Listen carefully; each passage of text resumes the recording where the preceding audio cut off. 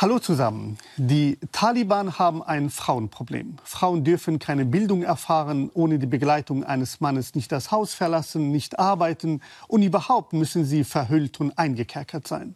Aber warum? Weil der Islam dies vorschreibt? Sollen wir diese Frauen ihrem Schicksal überlassen? Keineswegs, sagt meine heutige Gästin, die Journalistin und Buchautorin Waslat Nasrat Hazimi, die an die Mitverantwortung des Westens appelliert und afghanische Frauen als Löwinnen bezeichnet.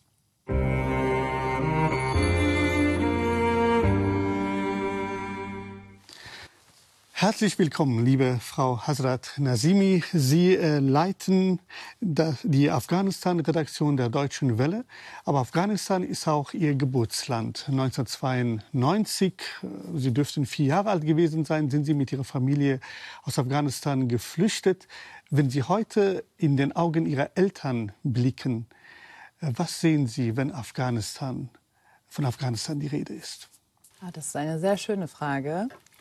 Sehr viel. Also ich glaube, das ist sehr schwierig, das in einem Satz zusammenzufassen, weil es so vielschichtig ist. Einerseits ist da immer diese Sehnsucht. Mein Nachname bedeutet ja, Hasrat bedeutet ja auch Sehnsucht. Und meine Eltern haben diesen Namen noch mal an unseren eigentlichen Nachnamen hinzugefügt, als wir nach Deutschland gekommen sind, weil es so viel für sie bedeutet, diese Sehnsucht für die Heimat, diese Sehnsucht für das Heimatland. Sehnsucht, aber natürlich auch Trauer, Frustration, aber auch, ja, ich denke mal auch Resignation. Also die Hoffnung, dass irgendwann mal vielleicht eine Rückkehr da ist oder dass das Land bessere Zeiten sieht, ist eigentlich nicht wirklich mehr da. Ich meine, ich bin auch ein Flüchtlingskind und teile mit Ihnen diese ähnliche Geschichte aus Afghanistan auch. Und Kabul ist in der Tat für mich auch ein Sehnsuchtsort, ein Ort, der mich immer wieder anzieht, begleitet, auch in gewisser Weise schmerzt. Sie waren vor etwa 2 Wochen noch in Kabul, haben dort direkt vor Ort berichtet. Was hat Sie dort am meisten berührt? Also zuerst einmal, ich habe diesmal nicht berichtet, sondern bin tatsächlich nur nach Afghanistan gereist. Und das war auch, was wir mit den Taliban von vornherein vereinbart hatten, dass wir nicht berichten würden, sondern Journalisten und Journalistinnen treffen würden, unsere Partner treffen würden und uns erstmal anschauen, wie die Lage vor Ort ist. Also gerade für Medienschaffende. Und deshalb hatten wir ein klares Ziel und mir war auch bewusst, es wird nicht einfach, das jetzt zu sehen. Das war für mich das erste Mal, seitdem die Taliban an der Macht sind. Als ich das letzte Mal in Afghanistan war, da gab es noch eine andere Regierung unter Präsident Ghani. Und da erst einmal dieses Gefühl, wieder heimzukehren, wobei ich natürlich 2 Heimaten habe. Deutschland, wo ich aufgewachsen bin, und Afghanistan, meine kulturelle Heimat. Dieses Gefühl, schon im Flieger aus dem Fenster zu blicken und die Berge in Afghanistan zu sehen, das ist einfach so ein Gefühl, das ist unbeschreiblich. Weil man verbindet so viel mit dem Land und man sieht dann diese Landschaft und in dem Moment ist es einfach nur erstmal eine Landschaft und da gibt es keine Politik oder Unterdrückung, sondern man sieht einfach erstmal nur die Schönheit des Landes und die ist so überwältigend. Also das war zumindest mein allererster Eindruck. Und wie war das für Sie dann als Journalistin dort zu sein, als Frau? Haben Sie sich sicher gefühlt? Naja, man muss halt schauen, wie man Sicherheit definiert. Wenn man Sicherheit so definiert, dass es weniger Anschläge gibt, weil nun mal die Menschen, die früher die Anschläge ausgeübt haben, jetzt an der Macht sind. Ja. Klar, man fühlt sich sicherer, weil es nicht mehr diese akute Gefahr. An jeder Ecke könnte jetzt jeden Moment eine Bombe hochgehen oder ein Selbstmordattentat passieren. Das ist nicht mehr da. Und auch gleichzeitig hat man das Gefühl, okay, vor allem die Männer in Afghanistan sind sehr, sehr von Angst umtrieben. Also sie achten genau, wie sie sich bewegen, wie sie mit Frauen interagieren, nämlich am besten gar nicht. Und Sie trugen auch eine Kopfbedeckung, nehme ich an. Ja, aber das war auch in den letzten 20 Jahren so, eine Kopfbedeckung, wo natürlich auch ein bisschen Haare herausschauen.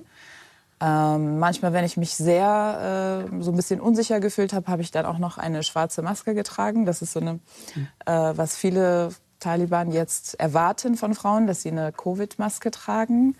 Was ein bisschen auch paradox ist. Hierzulande hat man die Maskenpflicht abgeschaffen, aber in Afghanistan gibt es sie immer noch. Aber aus anderen Gründen. Aus anderen Gründen. Genau. Ja. Sie sagen, Sie schauen sie weniger an. Ich glaube, dadurch zeigt sich auch, dass meine Frage nicht genau genug war, weil es nicht um Sicherheit geht, sondern in gewisser Weise um Unsichtbarkeit. Sie sind als Frau, kann ich mir gut vorstellen, gehen ins Land hinein. Aber so, als gäbe es sie gar nicht, weil sie eine Frau sind. Ja, zum Beispiel an Checkpoints, die es natürlich immer noch gibt, sehr viel weniger als früher. Wenn die Taliban sehen, dass eine Frau im Auto sitzt, dann winken sie direkt das Auto durch. Also sie würden niemals ein Auto durchsuchen, wo Frauen drin sitzen oder vermeiden es tunlichst. Und man sieht natürlich im Straßenbild viel weniger Frauen als früher. Es ist verboten, ab der 6. Klasse Bildung zu erhalten. Sie dürfen nicht an die Universität gehen. Die meisten Berufe sind für sie unmöglich geworden, außer vielleicht im Gesundheitssektor oder an Schulen. Also teilweise auch noch im Bildungssektor. Deshalb merkt man schon, dass Frauen auf jeden Fall aus der Öffentlichkeit herausradiert werden sollen. Ich wollte an meinem Geburtstag in Bore-Bobur, das ist so ein historischer Garten in Kabul, Sie kennen das bestimmt, dorthin gehen. Und dann hat man mir gesagt, ja, deine männlichen Kollegen dürfen rein, aber du nicht. Das ist natürlich schon mal ein sehr unangenehmes Gefühl und man bekommt direkt so ein Gefühl von Ungerechtigkeit. So, warum damit nicht ich einfach nur aufgrund meines Geschlechts? Das ist ein öffentlicher Ort, das ist einfach ein Garten, einfach inmitten von Kabul. Ja. Einfach ein Garten. Ja. Und dort darf man nicht als Frau einfach hineinkommen. Man braucht Erlaubnis oder haben Sie einfach eine männliche Begleitung noch gebraucht? Nein, Frauen dürfen per se nicht in öffentliche Parks, weder in Freizeitparks noch Parks oder Orte, die eigentlich Freizeitorte sind. Denen ist es untersagt. Das ist jetzt mittlerweile so. Am Anfang hatten sie bestimmte Tage festgelegt, an denen Frauen noch in Parks gehen durften oder als Familie. Jetzt ist es komplett untersagt. Und das ist natürlich auch für Familien sehr, sehr schwierig. Das heißt, Ehemänner und Ehefrauen können nicht zusammen in einen Park gehen. Das widerspricht natürlich auch der Religion. Das macht überhaupt gar keinen Sinn. Also es ist ganz oft so, dass man die Logik hinter allem vermisst. Ja. Das ist definitiv so. Seit der Machtübernahme der Taliban, Sie haben auch einige Punkte schon bereits angesprochen, vor etwa 2 Jahren, werden ja Frauen und Mädchen sukzessive entrechtet und überhaupt ausgegrenzt. Nicht nur vom Berufsleben, sondern in gewisser Weise auch von der Bildung und Öffentlichkeit. Dazu einige Eindrücke aus Afghanistan. Es ist eine kleine Kundgebung heute Morgen in dieser Kabuler Seitenstraße. Doch die teilnehmenden Frauen riskieren alles damit, eine Verhaftung oder Schlimmeres. Ihre ganz große Sorge ist der Ausschluss vom höheren Bildungssystem. Seit 534 Tagen ist Mädchen der Besuch von weiterführenden Schulen verboten. Seit 78 Tagen dürfen Frauen nicht mehr an die Universitäten. Der Semesterstart nach der Winterpause diese Woche ist reine Männersache. Einige Frauen setzen sich demonstrativ lernend vor die Mauern der Universitäten. Auch die 22-jährige Hafiza musste ihr Studium abbrechen. Nun arbeitet sie in dieser Schneiderei. Das Schlimmste ist, dass unsere Träume zerbrochen sind und wir dafür bestraft werden, eine Frau zu sein. Der Islam hat den Frauen ihr Recht auf Bildung nicht verboten. Die Frau unseres geliebten Propheten war eine Geschäftsfrau. Die Interpretation religiöser Schriften überlassen sie schon längst nicht mehr den Männern. So leise ihr Protest, so deutlich sind ihre Worte. Wie Gott selbst gesagt hat, Bildung ist für Männer und Frauen obligatorisch. Es ist ein nicht verhandelbares Recht für alle. Das gleiche Recht für alle ist aber nicht vorgesehen im Weltbild der neuen, alten Herrscher. Bereits ein Spaziergang alleine im Park ist zu viel. In der Öffentlichkeit müssen sie das Gesicht verhüllen. Sinnbildlich für diese strikten Regeln, selbst Puppengesichter müssen versteckt werden. Das alles diene dem Schutz der Frauen, so die Logik der Taliban, dem Schutz vor den Männern. Wenn ein Mann, der dich ansieht, nicht angestachelt werden soll, warum bedecken dann die Männer nicht ihre Augen? Warum sollen immer wir unter dem Diktat der Männer stehen? Trotz allem Unverständnis, trotz allen internationalen Protesten, den Frauen bleiben vielfach nur die eigenen vier Wände. Oder eine Flucht. Laut UNO sind rund 80% der Menschen, die 2021 in Afghanistan die Flucht angetreten haben, Frauen und Kinder.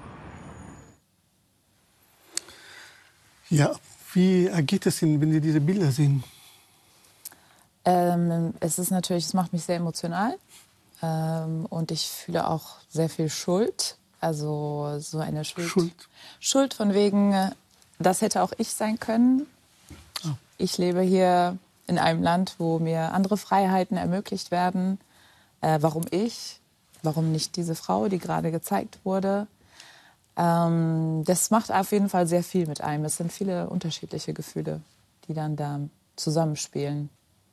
Ja, Sie benennen gerade einen Eindruck, den man so, glaube ich, gar nicht so oft hört, nämlich Schuld als etwas, was diejenigen in gewisser Weise begleitet, die gerettet sind, die nicht mehr dort sind, aber doch in jeder Interaktion sozusagen auf sich selbst geworfen sind und sich fragen, warum das ihnen geschieht und nicht mir. Was mir auffiel, gerade bei diesen Bildern am Anfang und das auch des Öfteren, dass die Frauen für ihre Rechte gerade stehen, demonstrieren, obwohl sie unglaublich in Gefahr sind.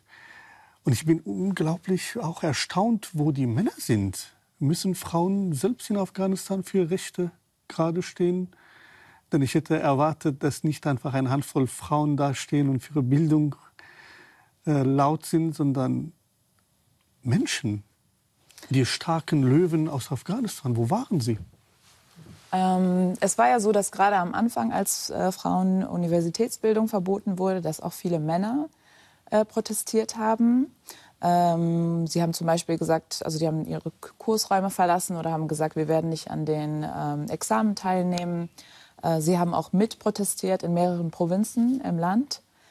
Nun ist es aber so, dass Afghanistan, wie alle Länder, ein Patriarchat ist und dass Männer von den patriarchalen Strukturen profitieren.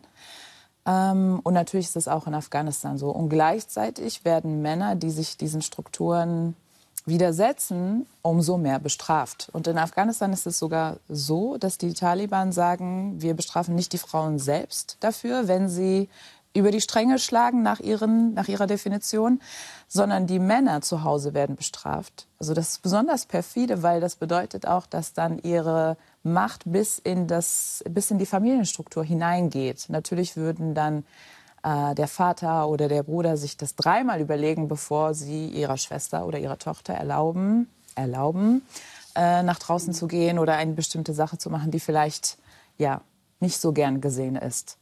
Weil sie nämlich persönlich dann davon bestraft werden und die Konsequenzen ziehen müssten. Lassen Sie noch mal die signifikanten Diskriminierungen noch einmal ganz klar benennen. Also welche Leiterfahrungen sind Frauen unter den Taliban ausgesetzt? Sie haben Bildungsverbot ab der 6. Klasse. Ja. Was noch dazu? Also in der Öffentlichkeit Gärten nicht besuchen? Parks nicht besuchen, genau. Also am besten direkt zu Hause bleiben. Aber auch Berufsverbot, ja? Teilweise. Also wie gesagt, es gibt noch im Gesundheitssektor, im Bildungssektor oder wir haben ja auch gerade gesehen, als Schneiderin, wo man nicht jetzt in der Öffentlichkeit steht, ist es auch noch okay. Es gibt zum Beispiel aber auch immer noch Journalistinnen. Es gibt auch Moderatorinnen. Da ist es aber so, also als wir auch unsere Partner in Afghanistan besucht haben, die Frauen wurden dann entweder in anderen Räumen untergebracht, die Journalistinnen oder Reporterinnen, oder man hat einen Vorhang zwischen die Männer und die Frauen gezogen, damit es quasi diese Trennung gibt. Und die Moderatorinnen müssen eine schwarze Covid-Maske tragen. Und da kann man sich ja vorstellen, wie das ist, wenn man zum Beispiel die Nachrichten lesen muss, stundenlang mit so einer Maske. Das ist natürlich nicht einfach.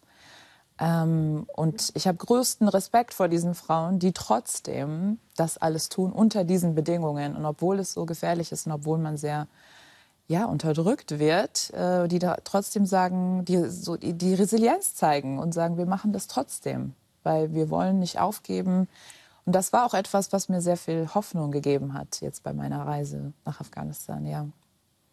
Ja, wir werden über Ihre Hoffnungen und über auch die religiösen Begründungen der Taliban noch jetzt zu sprechen kommen. Aber noch einmal, also Afghanistan gibt es ja eigentlich erst so als diesen modernen Gepräge seit 1747, ein multiethnisches Land mit vielen Sprachen, vielen Religionen und vor allem auch geografisch betrachtet inmitten von Pakistan, Iran, China und die ehemalige Sowjetunion, also Usbekistan, Turkmenistan und so weiter. Und die Machtergreifung der Taliban scheint somit auch der Höhepunkt einer katastrophalen Entwicklung zu sein, die man im 21. und 20. Jahrhundert, 21. Jahrhundert dann auch gesehen hat. Meine Frage an Sie, nun nach fast 2 Jahren Machtergreifung der Taliban, wie konnten Sie wirklich die Macht ergreifen? Ich meine, davor 20 Jahre lang hat man versucht, aus Afghanistan wieder aufzubauen. Das ist eine sehr komplexe Frage. Wo fange ich an? Also zunächst einmal haben Sie ja selber schon angedeutet, dass Afghanistan so eigentlich Spielball dieses Machtgefüges ist und gleichzeitig auch Austragungsort eines Proxykrieges seit Jahrzehnten, der von diesen Mächten, also dieser Krieg wird von diesen Mächten auf afghanischem Boden ausgetragen. Und die Leidtragenden ist die afghanische Bevölkerung, die darunter seit Jahrzehnten leidet. Und natürlich sieht man dann auch, dass das Auswirkungen hat auf die Gesellschaft. Es verroht eine Gesellschaft, die so lange unter Krieg leidet.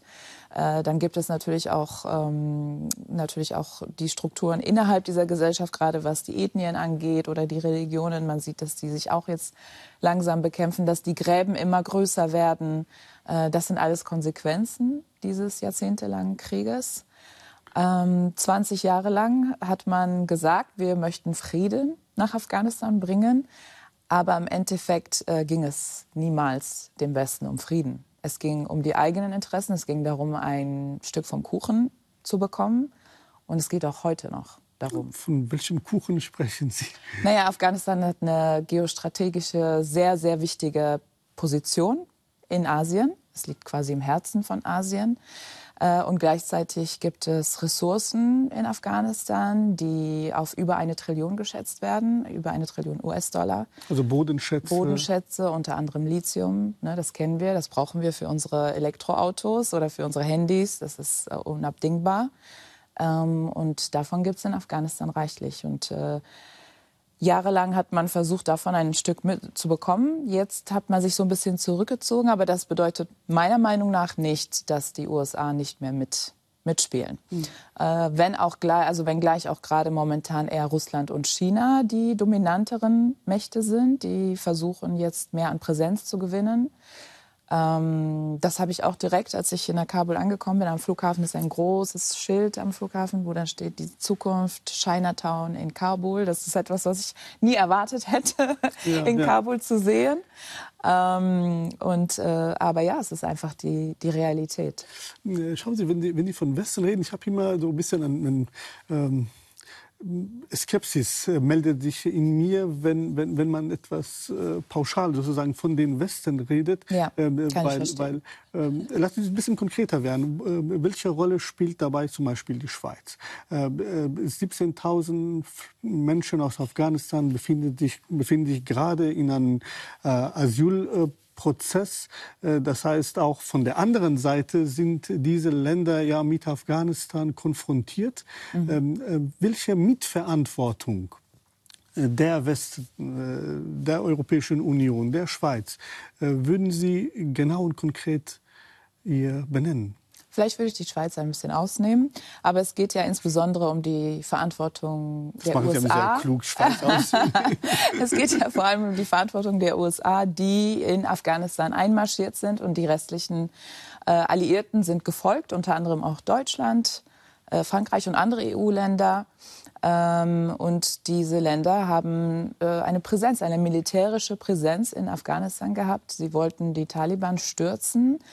nachdem sie das geschafft haben, und sie haben es sehr schnell geschafft, innerhalb von wenigen Wochen waren die Taliban gestürzt, dann ging es darum, diese Präsenz zu legitimieren. Und eines der Gründe für diese Legitimation waren die afghanischen Frauen. Da gibt es diese große, also berühmte Rede von Laura Bush, der Frau des ehemaligen Präsidenten Bush, George W. Bush. Sie hat im Radio eine große Rede gehalten, wie wichtig es ist, die afghanischen Frauen zu erretten. Nun, das mag wohl eine Rettungsfantasie gewesen sein. Also in meinem Buch schreibe ich auch davon, dass es die Rettungsfantasie der weißen Feministinnen war, denen es aber nicht wirklich um Selbstbestimmung der afghanischen Frauen ging, sondern eigentlich ging es um militärische Interessen. Und diese weißen Feministinnen haben sich die Hände gegeben und im Schulterschluss mit dem Militär in den USA, mit diesem militärischen Komplex, diesen Krieg in Afghanistan legitimiert, und das 20 Jahre lang. Das heißt, dadurch würden die sagen, dass auch dort auch Frauen nicht als Zweck an sich, sondern als Mittel für einen anderen Zweck benutzt wurden, weil man eben in einer bestimmten Rhetorik der Errettung der Frauen in Afghanistan andere Interessen verfolgt hat. Ursula Leubli, Chefin der Sektion Zentral- und Nordasien bei der Direktion für Entwicklung und Zusammenarbeit, sagte unmittelbar nach dem Bildungsverbot der Frauen in Afghanistan, ich zitiere sie: Wenn keine Frauen mehr in Hilfswerken arbeiten dürfen, können große Teile der afghanischen Bevölkerung nicht mehr erreicht werden. Welche Rolle spielten die Frauen für den Wiederaufbau Afghanistans in den letzten, sozusagen vor den Taliban, in den letzten 20 Jahren? Das ist schwierig zu sagen. Also symbolisch eine sehr große Rolle, weil die Frauen, wie gesagt, als Legitimation verwendet oder missbraucht wurden. Ich möchte auch dieses Wort direkt auch so benutzen. Man hat quasi gesagt, oh, jetzt wegen uns können Mädchen wieder zur Schule gehen. Dann wurden Zahlen genannt, die eigentlich überhaupt nicht der Realität entsprachen. Wenn man genauer hingeschaut hat, hat man gesehen, wie viel Geld das eigentlich in Schulen fließen sollte, in die Taschen von korrupten Politikern und Warlords geflossen ist. Teilweise gab es diese Schulen überhaupt nicht. In vielen Gebieten des Landes sah die Realität, die Lebensrealität von Frauen nicht anders aus als heute. Für viele Frauen in Afghanistan hat sich überhaupt nichts verändert, seitdem die Taliban an der Macht sind. Wir haben nur von diesen Frauen nicht gehört, weil es hat nicht dem Narrativ entsprochen. Das Narrativ war, der westliche Einsatz in Afghanistan bringt Frauen Rechte und Freiheit, und ab jetzt können alle Frauen arbeiten und ihr eigenes Geld verdienen und sich bilden und zur Schule gehen. Aber die Realität ist eine andere. Es gab natürlich diese Frauen, aber es war eine Minderheit in Afghanistan. Und diese Minderheit waren die Ersten, die das Land verlassen mussten, weil sie gefährdet waren. Darf ich Ihnen eine kritische Frage stellen? Weil Sie haben Ja, auch in der Zeit ja auch als Journalistin gearbeitet. Haben Sie nicht darauf aufmerksam gemacht, dass es so einen großen Missstand gibt? Oder ist Ihnen auch dieser Missstand erst danach so drastisch aufgefallen? Meine KollegInnen und ich, wir haben schon darauf aufmerksam gemacht. Und natürlich muss man auch unterscheiden, was die Berichterstattung, die jetzt zum Beispiel die deutsche oder englische Berichterstattung angeht, über Afghanistan, von der Berichterstattung auf Dari und Pashto für Afghanistan. Das machen wir in der Afghanistan-Redaktion. Da gibt es natürlich große Unterschiede, weil die Zielgruppe eine ganz andere ist. Aber auch ich muss mir selber da an die Nase fassen und sagen, klar, ich hätte auch meine Stimme lauter erheben müssen. Aber auch ich habe zum großen Teil an dieses Narrativ geglaubt. Das lag natürlich auch daran, dass auch mir der Zugang zum Beispiel im Süden Afghanistans verwehrt war aufgrund der Sicherheitslage, die so schlecht war, weil diese Provinzen, die es eigentlich am dringendsten gebraucht hätten, dass man dorthin geht und den Menschen hilft, komplett abgeschnitten waren von jeglicher Hilfe oder von jeglichem westlichen Einsatz. Ja, in der Tat. Und wenn Sie jetzt die Taliban-Machtergreifung sich anschauen, Sie haben ja nur ein Narrativ, wenn wir bei dem Begriff bleiben, nämlich der Islam.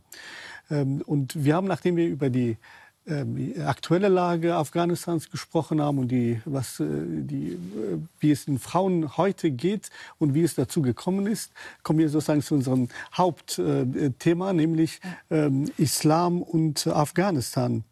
Woran glauben eigentlich die Taliban? Die Taliban glauben an ihre Ideologie.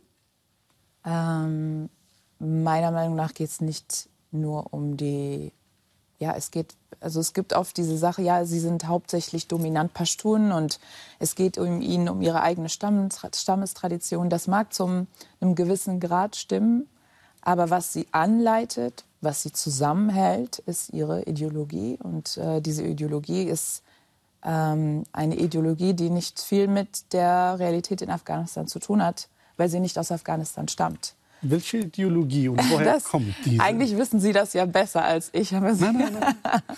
es ist ja, die Taliban verfolgen ja, ihre Ideologie ist ja eine deobandische Tradition, die eigentlich aus Südostindien, wenn ich mich nicht irre, kommt.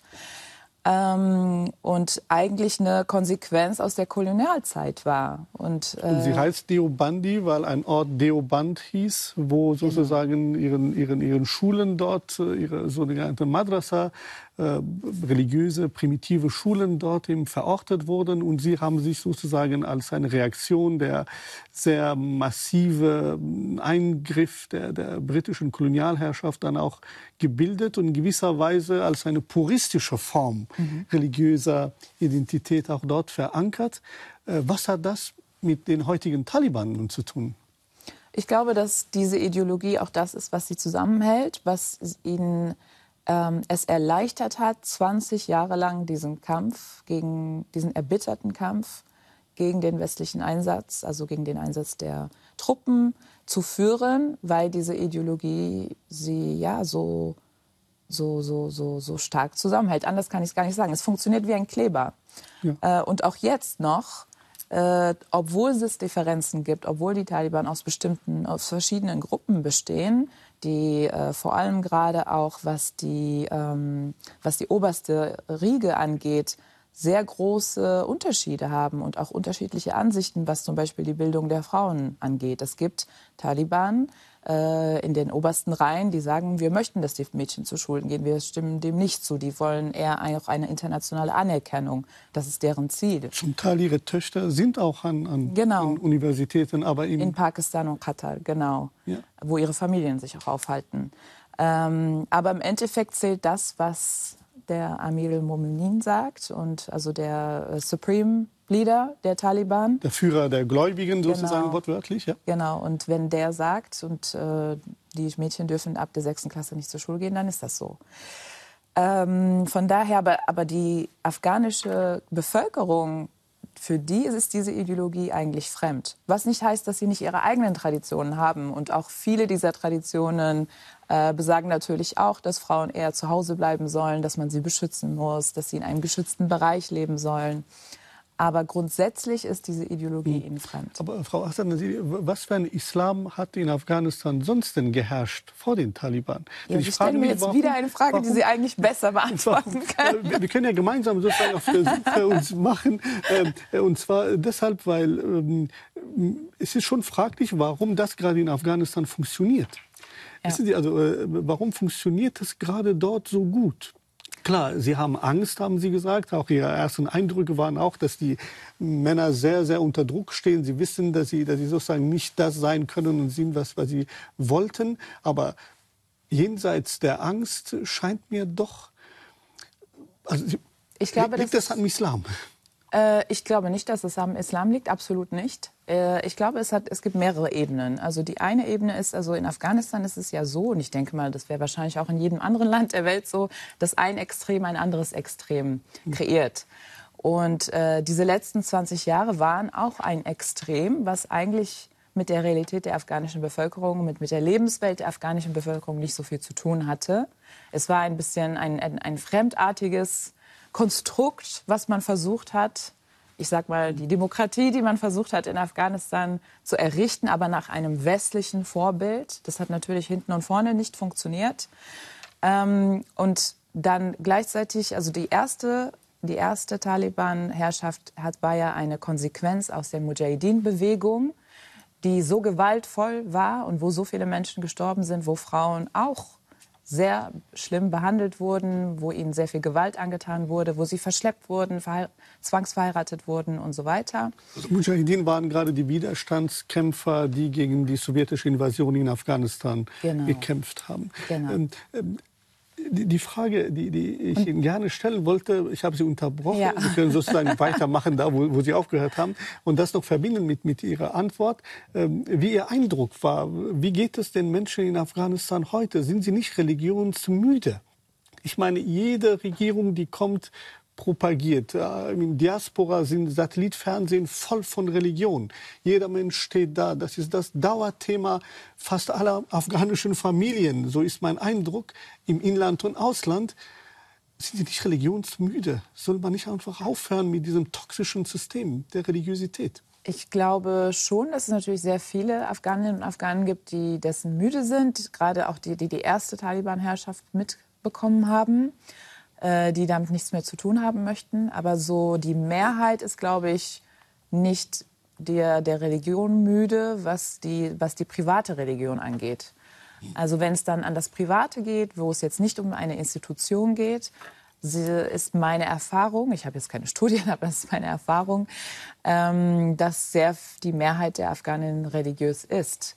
Aber es gibt ja eher eine Prägung, eine eher sophistische Prägung in Afghanistan, eine mystische Auslegung und Interpretation des Islam, die sehr eng und sehr tief verwurzelt ist im Land, wogegen die Taliban ja auch ankämpfen. Zum Beispiel wird nicht der Geburtstag des Propheten gefeiert, man darf nicht mehr an die Schreine gehen, wo früher die Menschen tagtäglich hingegangen sind, um ein Gebet zu verrichten im Namen eines Heiligen zum Beispiel. Aber auch die Musik, die ja auch ein Teil ist, also gerade was die Qawwali-Musik angeht, die ja verboten ist. Eine mystische Richtung sozusagen. Eine mystische Richtung, genau. Also Musik per se ist ja alles, was mit Gesang ist, verboten in Afghanistan. Aber als ich in Afghanistan war, gab es sehr wohl auch Orte, wo es Musik gab, sogar westliche Musik. Und ich habe auch sogar Taliban erwischt, wie sie heimlich Musik gehört haben. Ja. Aber wissen Sie, also vor dem Hintergrund auf all dem, was Sie gerade jetzt auch berichten, haben Sie noch überhaupt Hoffnung für die afghanischen Frauen, die Sie in Ihrem Buch auch als Löwinnen bezeichnen? Das ist eine kurze Antwort darauf. Ich glaube, die Hoffnung stirbt zuletzt. Teilweise war meine Hoffnung sehr gedämpft jetzt in den letzten 2 Jahren. Aber seit meiner Reise habe ich wieder sehr viel Hoffnung, weil ich sehe die Resilienz der afghanischen Frauen, aber auch der afghanischen Bevölkerung, der afghanischen Männer. Und ich habe immer noch die Hoffnung, dass es ein besseres Morgen gibt. Und woher kommt diese Hoffnung? Wer soll die afghanischen Frauen retten? Ganz konkret. Die afghanischen Frauen können nur sich selbst retten, also errettet werden. Das ist, glaube ich, auch jetzt nicht mehr ihr Ziel. Ich glaube, dass die afghanischen Frauen auch jetzt sehr wohl gemerkt haben, dass sie instrumentalisiert wurden. Das war in der Geschichte Afghanistans immer der Fall. Das war jetzt auch nicht nur der Westen, das will ich auch hier noch mal klarstellen. Denn auch in der afghanischen Politik ging es auch immer darum, immer als erstes eigentlich, welche Rechte haben Frauen, welche Rechte wollen wir ihnen geben, welche wegnehmen. Also es wurde immer auf den Rücken der Frauen ausgetragen, diese politischen Interessen, auch von den Königen oder von den Bewegungen, Kommunisten oder Mujahideen, alle eigentlich. Und deswegen glaube ich, dass die afghanischen Frauen es jetzt selbst tun müssen. Und ich möchte sie unterstützen, aber ich gestehe auch ein, als eine Frau, die im Ausland lebt, ist es sehr begrenzt. Und auch ich kann nicht sagen, was die afghanischen Frauen tun sollten, weil im Endeffekt müssen sie ja damit leben, mit den Konsequenzen. Ja, vielen Dank für das erhellende Gespräch. Danke Ihnen. Ja, was meint ihr? Wie können sich Frauen aus den Fängen der Taliban befreien? Und wer ist eigentlich in der Verantwortung für diese Frauen, die Tag für Tag ihre Grundrechte verlieren? Schreibt uns eure Kommentare hier. Und hier findet ihr ebenfalls interessante Gespräche über die feministische Revolte im Iran.